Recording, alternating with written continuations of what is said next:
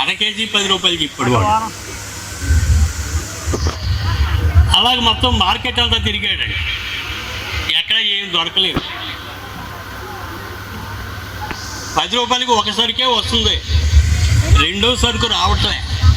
ఇప్పుడు భార్య ఏమో 4 సరుకులు చెప్పింది పెట్టరమ్మని. మరి ఏం చేయాలి అర్థం కాలేదు. తిరిగి తిరిగి తిరిగి ఈ ఆడవాళ్ళు ఇంతే, మమ్మల్ని ఇన్సల్ట్ చేయడానికి ఈ విధంగా చేస్తూ ఉంటారు అని ఆ 10 రూపాయలు జేబులో పెట్టుకుని మళ్ళీ తిరిగి వచ్చేసాడు. ఏంటి ఏం పట్టుకొచ్చావు అని అడిగింది. నువ్వు ఇచ్చింది 10 రూపాయలు, 10 రూపాయలకి అర కేజీ వంకాయలు రావట్లేదు, గోంగూర కట్ట రావట్లేదు, ఈ 4 సరుకులు నేనెక్కడ తెచ్చి ఇవ్వను అని చెప్పేసి అన్నాడు. ఆ 10 రూపాయలు లేగి అన్న. నడు సంతలోకి వెళ్దాం. పెనుగొండలోకి తీసుకెళ్ళింది, సైకిల్ మీద తీసుకెళ్ళాడు. ఏం చేస్తుందో చూద్దాం అని చెప్పేసి చూస్తున్నాడు. ఆ గోంగూర దగ్గరికే వెళ్ళింది చిన్నగా. దాంట్లో కొంచెం పెద్దదే, కొంచెం పువ్వులు అవి ఉన్న గోంగూరను తీసుకుంది. ఆ గోంగూరను కొన్నది 10 రూపాయలు పెట్టి. మరి 10 రూపాయలకి గోంగూర ఒకటే వచ్చింది, తత్వా 3 సరుకులు ఎక్కడి నుంచి వస్తాయి అనుకున్నాడు పాపం. ఇంటికి పట్టుకొచ్చింది. ఇంటికి పట్టుకొచ్చిన తర్వాత దాన్ని పువ్వులు ఉన్నాయి, ఆ పువ్వులు తీసి జల్లో పెట్టుకుంది. ఆకులు కోసి కూర వండింది. అక్కడికి 2 పనులు అయిపోయినాయండి. పువ్వులు వచ్చేసినాయి, కూర వచ్చేసింది. ఆ కాడలో ఏ కాడలండి, గోంగూర కాడు పట్టుకెళ్ళింది. పట్టుకెళ్ళి నానబెట్టింది. బాగా నానబెట్టిన తర్వాత దాని నుంచి నార తీసిందండి. నార తీయగా మిగిలినవి ఏంటండి, నార తీయగా ఏం మిగులుతుంది ఇంకా పొలంలో వచ్చేసినాయి. 4 కూర, నార, పూలు, పొలం 4 కూడా తీసి అన్నీ వచ్చాయా లేదా చూడమని తెల్ల మొగం వేసాడు పెళ్ళి కొడుకు. అంచేత ఆడవారికి కొంచెం ఆలోచన శక్తి, ఆ జ్ఞానాన్ని దేవుడిచ్చాడు. ఆ శక్తి ద్వారా వాళ్ళు ఆలోచిస్తూ ఉంటారు. ఏం చేస్తే బాగుంటుంది, ఏ విధంగా పొదుపు చేయాలి, సంసారాన్ని ఏ విధంగా మరి నెట్టుకు రావాలి అనేటువంటిది వాళ్ళకే దేవుడు ఇచ్చినటువంటి వరమది. అంచేత మరి వధూవరులు ఇద్దరు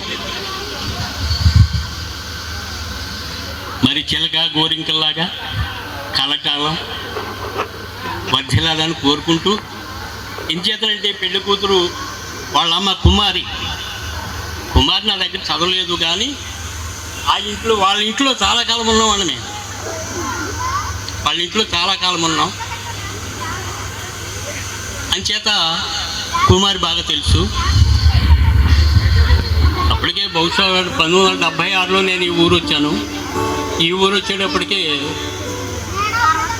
వాళ్ళు 5th క్లాసు మార్చిలో వచ్చాను. ఏప్రిల్ తోటి అయిపోతుంది కాబట్టి పెద్దగా పరిచయం లేవు స్కూలు విధంగా. కానీ మామూలుగా బయట ఒకే గ్రామంలో ఉండేవారు కాబట్టి అందరూ కూడా కొంచెం పరిచయస్తులు.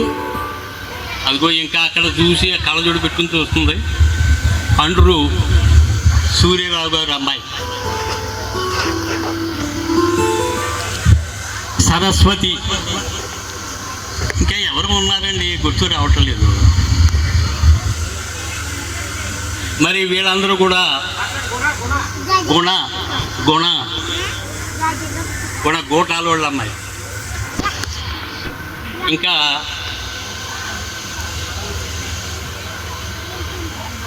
మరి ఏదో మధుబాబు ఒకడు ఉండేవాడు, లేడని అని చెప్పేసి విన్నాను, చాలా విచారించాను. ఇలాగా మరి ఈ గ్రామంతో సుమారుగా 11 సంవత్సరాల పరిచయం అండి ఈ గ్రామం నాకు. 1976 నుండి 87 వరకు ఈ గ్రామంలో పనిచేశాను. అంచేత అందరూ కూడా నేనంటే ప్రేమ, ఆప్యాయత. మరి వారికి ప్రస్తుతం నేను ఏమీ ఇవ్వలేను.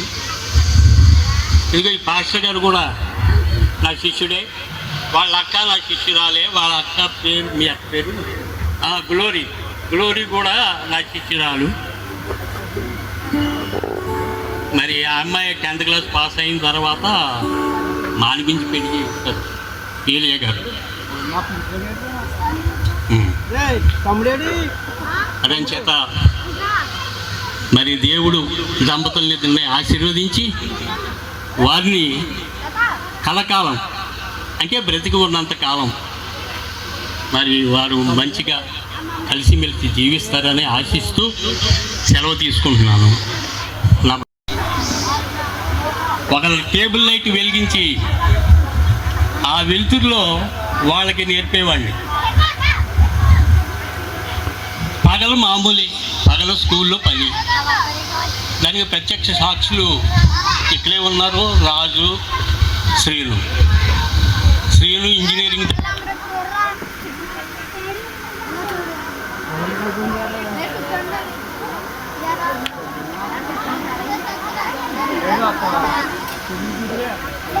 హలో కన్సల్టింగ్ చేస్తున్నాడు ఇప్పుడు ఎక్కడో బెంగళూరులో. ఇక రాజు ప్రక్కనే ఉన్నాడు. ఏదో కాలేజీలో పని చేస్తున్నా అని చెప్పాడు ఇది వరకు. మరి ఇప్పుడు ఏం చేస్తున్నాడో తెలియదు.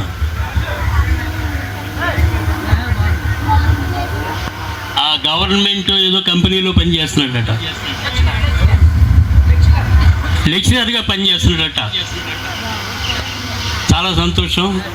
ఇంకా ఉన్నాడండి రతన్ రాజు, మాగా రతన్ రాజు, అసిస్టెంట్ ప్రొఫెసర్గా పనిచేస్తున్నాడు ఆంధ్ర యూనివర్సిటీలో. వీళ్ళందరూ నా శిష్యులే. ఈ ఊరు నేను వచ్చేటప్పటికి అసలు ఎస్సీ బ్యాచ్లో ఎడ్యుకేషన్ లేదు, అసలు చదువుకున్న వాళ్ళు ఎవరు లేరండి. చాలా బాధ కలిగింది నాకు. మన పిల్లల్ని మనం చదివించకపోతే ఎలా అని కొంచెం కష్టపడ్డాను, వాళ్ళని కష్టపెట్టాను. ఆ శ్రీనైతే వాళ్ళ నాయనమ్మ ఉండేది సీతమ్మ. ఆ సీతమ్మకి అసమానం వచ్చి బ్రతిమాలుతూ ఉండేది, బాబు నాకు మనవన్న ఏదో ఒక విధంగా పైకి తీసుకురావాలి. ఆ విధంగా పాపం పైకి వచ్చాడు, చాలా సంతోషం. ఇకపోతే ఇక పెళ్లి కుమారులు పెళ్లి కుమార్తె గురించి కూడా 2 మాటలు చెప్పేసి, ముఖ్యంగా మగవారి కంటే ఆడవాళ్ళు మరి చాలా తెలివితేటలు, పొదుపు వంటివి వాళ్ళకి ఎక్కువగా అలవాటు అవుతూ ఉంటాయి. చిన్నప్పటి నుండి కూడా నెమ్మది, అణకువ అనేవి వారి సొంతం. అంచేత సరే పెళ్లి కుమార్తె ఏం చేసిందంటే ఓ 10 రూపాయలు ఇచ్చి, సరే బాబు బజార్కి వెళ్ళి కూర, నార, పువ్వులు, పొలలో పట్టిరా అన్నారు. కూర, నార, పువ్వులు, పొలలో పట్టిరా అంటే సరే 10 రూపాయలు జేబులో వేసుకున్నాడు. పెనుగొండ బయలుదేరాడు. పెనుగొండ బయలుదేరి గోంగూర అడిగితే కట్ట 10 రూపాయలు చెప్పాడు వాడు. అమ్మో సుఖం లేదు ఇదని చెప్పి